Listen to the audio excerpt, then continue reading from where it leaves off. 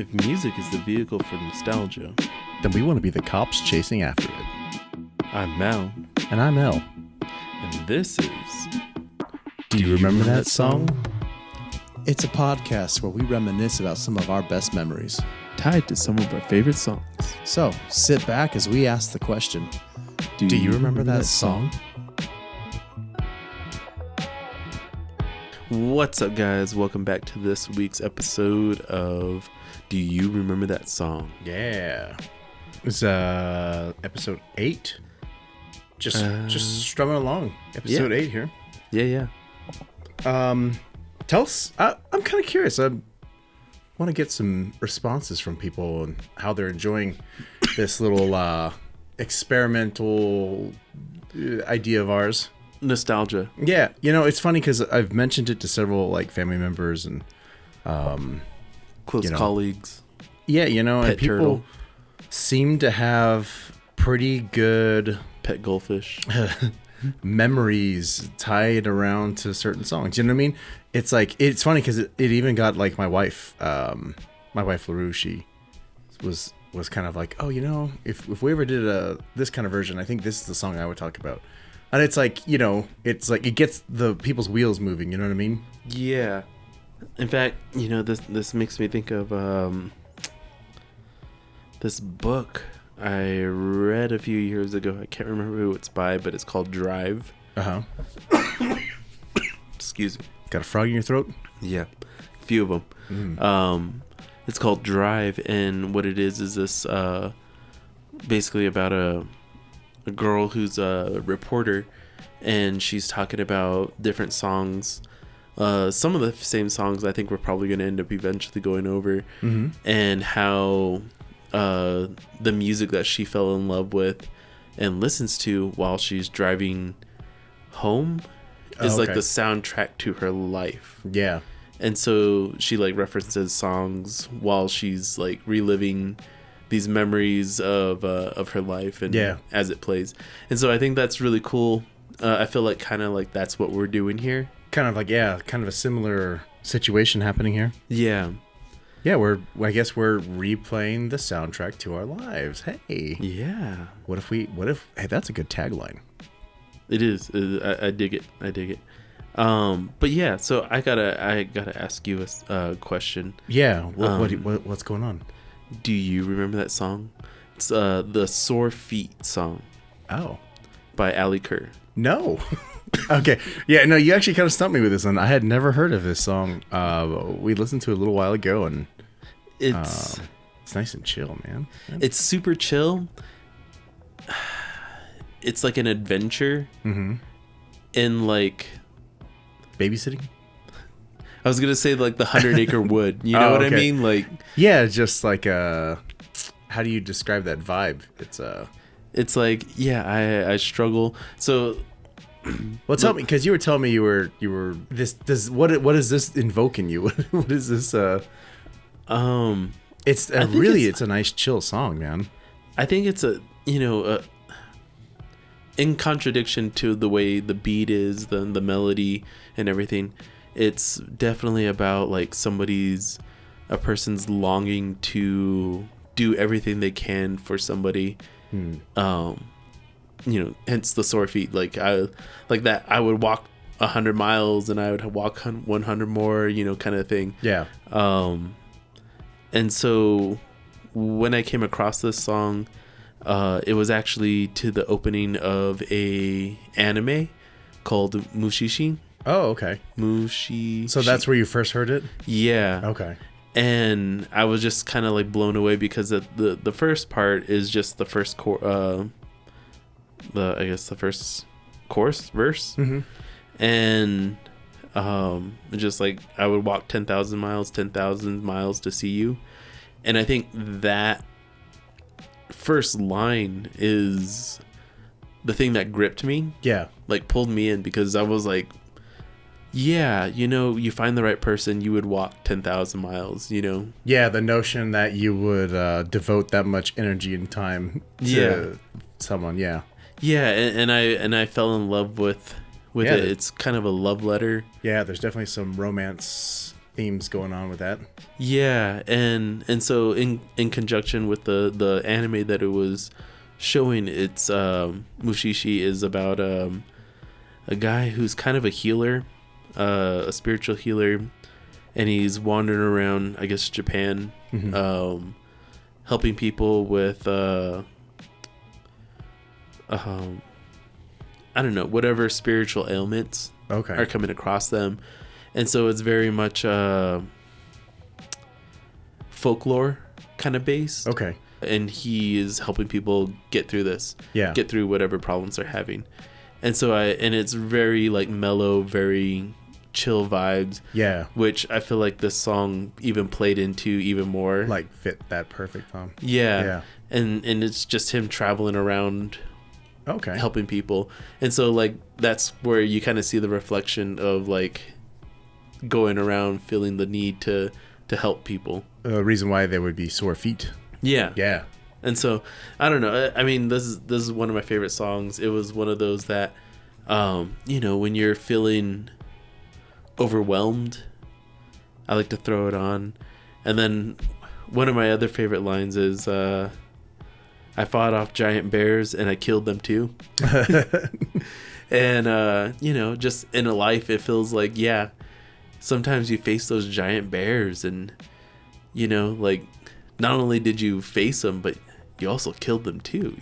You conquered it. You did it. Yeah. And that's why you're here. You can do it. You can do it. And I felt like, yeah, this is one of those songs that was like, I don't know. I mean, I could also see it like a Winnie the Pooh kind of book, Yeah. Yeah, the song is very mellow and it's a really pretty tune. Like it's like, I don't know. I'm a sucker for like a good melody. Yeah, a good like mellow acoustic like ballad almost, you know what I mean? Like yeah, in that sense, but like I'm a sucker for like bare bones songs, you know what I mean? Like I like kind of those like folky kind of sounding songs, Yeah, and that one kind of hit that note there. I know. I felt like I would have got you with this one. Yeah, no, I was definitely. Well, I mean, I think last week we did Slipknot, so but that's just kind of like that's how music is. You know what I mean? Like you could have a Slipknot day, you could have a Andy Kerr, Ali Kerr. You could have an Ali Kerr day. You know what I mean? Like yeah, it's that's how like subjective music can be. You know what I mean? It's like, what am I feeling today? And I think that's the cool thing about this song is it makes me want to go on an adventure. Okay. It always reminds me, I guess, of like the beginning of an adventure. Yeah. Like, hey, we're gonna go drive out to the Jemez Mountains and like wander around for a little bit, and then we'll come home. Yeah. Like we're gonna have fun. We're gonna go see things, be in touch with nature. Might have to fight a bear. Nice, man. We'll kill it too. And you'll kill it too. Folks, take a moment. Give it a listen. Fight some bears. Yeah. Whatever bears you're fighting. Yeah, not physically. Not real life bears. Who kind of discourage that. Yeah. Unless it's a life or death situation. Don't go seeking them. Yeah, don't fight real bears. Yeah. If you can avoid it. Yeah. I mean, obviously, again, if it's life and death situation, do what you need to do, but what they say is if it's a black bear, you fight back. If it's it's a brown bear. Brown bear. I don't know. I don't know enough about bears to be like, here's the ones to stay away from. We'll go ahead and research it, and then we'll put it down somewhere, and we'll let you guys know. We will see about that. But what we do know for sure, and we can tell you right now, is to go check out this song. It's on our Spotify playlist. Yeah, check out our Spotify playlist. We'll link it in the title or in the show notes. And check out the Sore Feet song. Yeah. By Ali Kerr. Cool. We'll be right back. Hey, welcome back to Do You Remember That Song? Do you remember that song? This is where we ask that question that I mean, do I even have to ask it? I don't know. Now, do you remember that song, Say It Ain't So by Weezer? I thought you were going to ask me about my taxes. Well, but we're a little late for that, Mal. I sure hope you got your taxes. But Say It Ain't So. Yeah, Say It Ain't So by Weezer. Do you know this song? You know this song. I think we all do. I think everybody, yeah, at some point. Even kids these days, I think kids these days know this song. Does Gen Z know? I don't know. Weezer was a huge band, started back in the 90s, which is kind of crazy for me to say back in the 90s, but that's absolutely the phrase to use because it's been just about 3 decades pretty much. That is crazy. Since the 90s. Well, 2.5 decades since the 90s ended. Don't remind me. Yeah. I won't lie, though. I mean, like, I was just a baby in the 90s, so I didn't really listen to Weezer in the 90s because I think I was only like 8. All this 90s talk is making my knees hurt. Yeah, my joints, I feel it. But no, Weezer was huge, and this song came out in... it was off their... 1994. Yeah. Self-titled album, yeah. Well, it was 1995. 1994, 1995. I was only a few years old. So I didn't hear the song when it came out. But I got really into Weezer in the early 2000s when they were making their... started making what people might consider a decline in their, their catalog. Like really? Beverly Hills. Yeah, no. Yeah, people be thinking like, oh, that's not Weezer. Weezer's the Blue Album. Everything after that was crap. You know what I mean? And it's like, well, I don't know. I kind of like that, and I kind of liked Island in the Sun. Yeah, I mean, I like it. Yeah, I like most of Weezer's catalog. But this is like OG Weezer. This is like people talking about like, this is definitively Weezer. It might arguably be one of their best songs. Yeah. But yeah, I didn't actually start listening to this album, the Blue Album, until like, I don't know, early 2010s, like 12, 13, somewhere around there. And like this particular album and this particular song, I have this memory, and this ties back to something for me. I was working in a hotel at the time. I was like a supervisor for like the banquets department, man. Yeah. So this is when I was working for a hotel. We were, we basically put on events, and one particular night, I think it was like somebody in like the planning department didn't put in the notes for we call turning a room, which basically is like, okay, had a party the night before. Yeah. And immediately the next morning, it has to be ready for whatever the next event is, whether it's a meeting or whatever. Anyways, so this room wasn't ready, and we saw that it like they didn't put the thing in there, so we didn't schedule anybody to come, like the guys to come set it up. So me and my friend, she was also another banquet captain. I think she was banquet captain at the time. My friend Michelle. And I found out, I didn't realize that. I didn't found out that Michelle loves Weezer. She loves this Blue Album. Yeah. Like, and I just like vividly. So here we are. It's like 11 at night, and we're like, we got to get this room like at least 80% done. Yeah. Otherwise, it's gonna be off. It's gonna be bad. So I remember I had just got this album downloaded from somewhere, and I was like, hey, what do you want to listen to?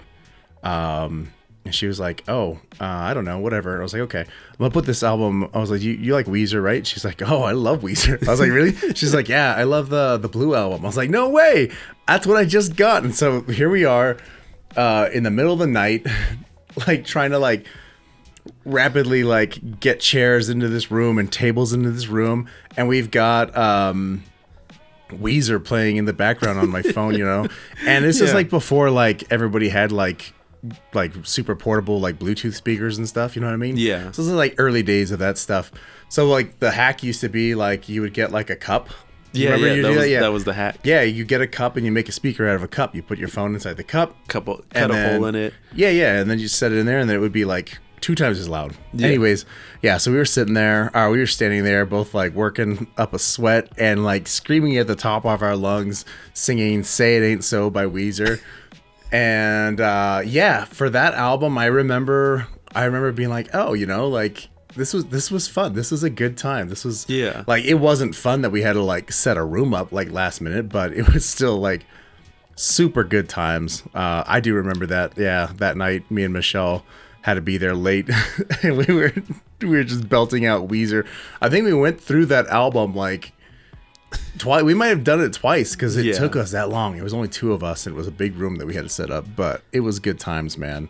But I think that's the special thing about music is it can turn strenuous or turn the mundane into something special. Yeah. Because I mean, I know like the other day I had to punch holes into. I was making a strap for a bag, and this is hundreds and hundreds of holes, like thousands of holes, just one after another, just like punching, and you know, I think back to like when our ancestors might have been like making clothes or sewing something or weaving something. Yeah, that's where they like started making songs up, because repetitive motion, having to, you know, they have to slide things across, pull things down, make, you know, tighten the weaves and stuff like that. Batten the hatches. Yeah, and I mean, yeah, even like shanties and stuff like that. Yeah. You're singing to the beat of the work that you're doing. Right. And I think that's why, I don't know, I would go into like musical theory if I knew anything, but like, you know, that's why like I feel like the 4/4 count like resonates within people, because they're like, oh yeah, that's the same beat as I like my heart beats and like all this other stuff, you know, whatever. That'd be kind of cool if we got somebody to come in and explain like musical theory to us. I don't know, man. Music theory is music theory is a tough one. But no, I know what you mean though. Like it's integrated into our everyday life, so much so that you can recognize it without knowing you recognize it, right? Yeah. Like, oh wow, something about this feels good, and then you find out, oh, it's because it matches what I'm doing, or it elevates the emotions. It takes the situation and makes it more enjoyable. Yeah. Like, what was it, the suffering? Everyone suffers together, but we're all singing through it, so that can make it less. Yeah.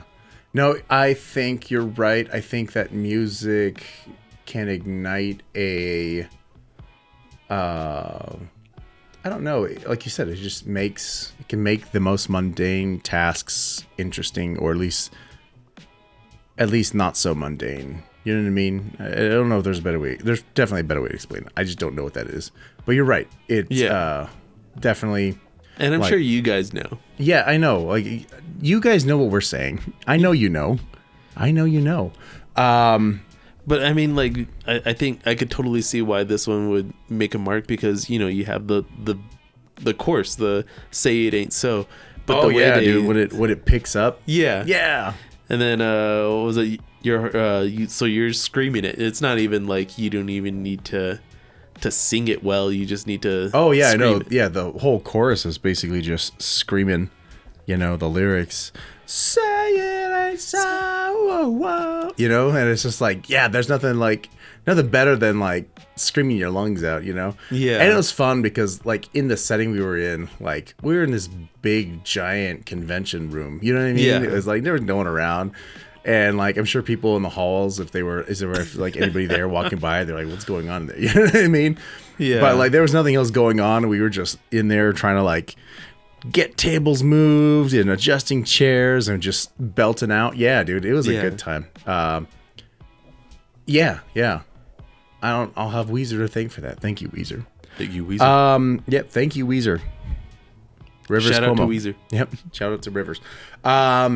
If you have a special memory with any of these songs, let us know. I'm kind of curious if anyone's ever had any similar experiences. I mean, it's like, it probably wouldn't be that hard to, you know, find some people that have a special connection with these songs that we Oh, talk about. You know what I mean? Yeah. Like, and I'd be kind of interested to know if like their experiences are similar or completely different, but you know.